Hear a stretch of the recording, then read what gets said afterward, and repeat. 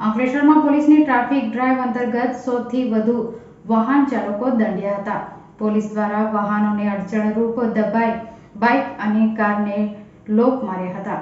માર્ગ ઉપર આડેધડ પાર્ક થતા વાહન ચાલકોને ટ્રાફિકના પાઠ ભણાવ્યા હતા।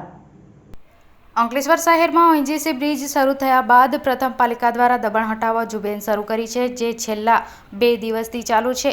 જે સાથે ગત સાંજથી શહેરમાં વધતી ટ્રાફિક સમસ્યા અને રોડ ઉપર પણ અડચણરૂપ પાર્ક થતા વાહન સામે પોલીસ વિભાગ દ્વારા જિલ્લા પોલીસ વડાની સૂચના અને માર્ગદર્શન હેઠળ ટ્રાફિક ઝુંબેશ શરૂ કરી છે।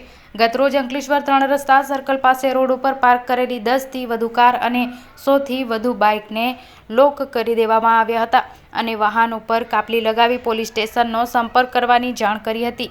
જે વાહન ચાલકને પોલીસ દંડ ફટકારી રોડ બાજુમાં માર્ગ અવરોધાય નહીં એ રીતે વાહન પાર્ક કરવા તેમજ ટ્રાફિકને અડચણ ના ઊભું કરવા તાકીદ કરી હતી। સોમવારની સાંજે તેમજ મંગળવારના રોજ પણ પોલીસ દ્વારા ટ્રાફિક ઝુંબેશ ચાલુ રાખી વાહન ચાલકોને ટ્રાફિક નિયમન અંગેના પાઠ ભણાવ્યા હતા।